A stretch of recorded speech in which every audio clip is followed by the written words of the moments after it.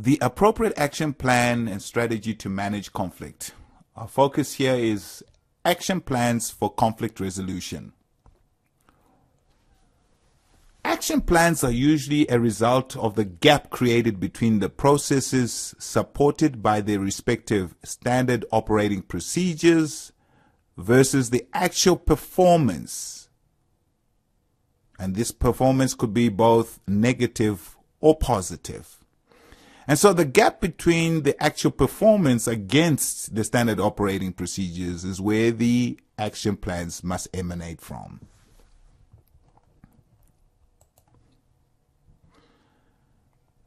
So we must identify the problem. When dealing with conflict, it's always important to identify the source of that conflict. We also need to know what stage the conflict is, because the conflict, in terms of dealing with the conflict, the processes will have different stages.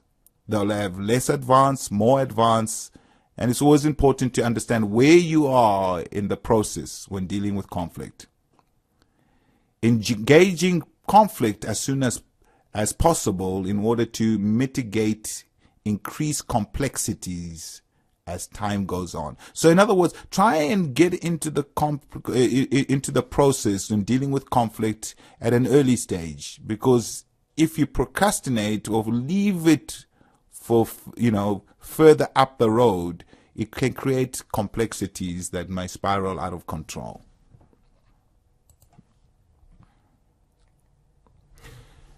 Give both sides a voice. In other words, be objective, create a conducive environment to hear a mutual airing of differences, complaints and feelings of parties involved, because they want to do that.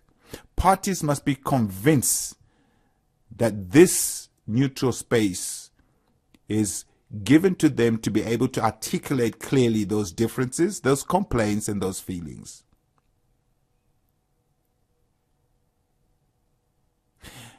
It should be encouraged. In fact, it should be that you don't meet with the parties separately. Otherwise, it can kind of create a bias, and it could unravel the good work that you have put in terms of creating that conducive environment. And there will be the elements of mistrust where parties are not so sure which side you're taking in this conflict. Methodically, seek to work through the differences. And this requires patience, time, and commitment. Be thorough in working through the differences, in attitude, in perspectives, and positions. Encourage all parties to register their respective points of view, so you have a clear understanding on how they see and feel and perceive the conflict to be. Promote the seeking to understand before seeking to be understood attitude, with one party articulating their position followed by the other party, but there must be empathy and there must be room to be able to listen effectively to what is being said and also what's not being said.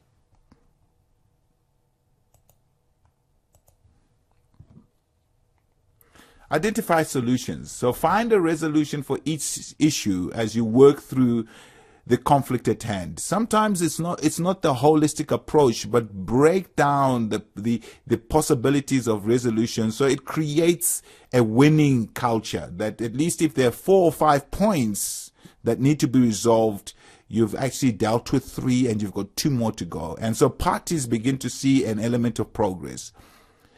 Again, parties involvement is key and crucial and critical in terms of identifying solutions. Manage emotions once again, and wait to propose ways that forge new solution frontiers. In reaching a compromise, ultimately looking for win-win situations.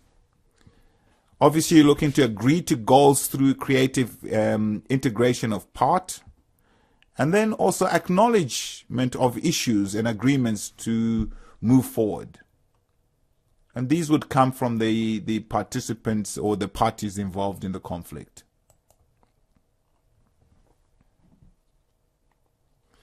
Develop or set a plan. In other words, have a methodical process, kind of through a plan that you've created. A plan can stand as a guide towards working a solution. Consider the responsibility of who will do what.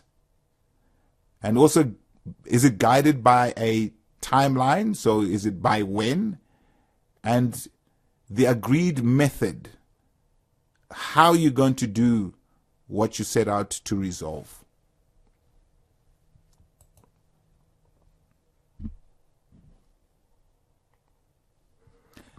Then seek also to implement a plan and monitor the plan.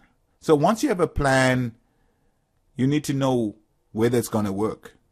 And that's really moving the plan from a theory perspective to a practical perspective. So implementing it is applying the theory knowledge and turning it into skill, that then skill has an impact on what actually the outcomes will become, or the outcomes that are at hand.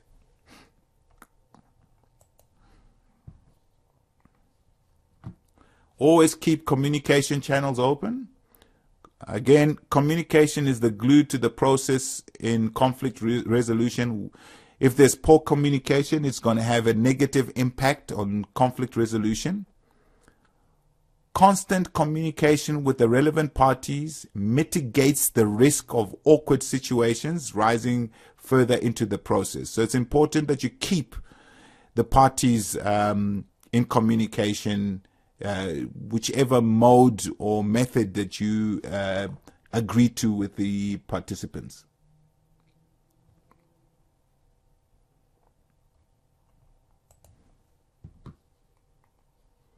Then it's always important that with the action plans for conflict resolution, you do a follow-up.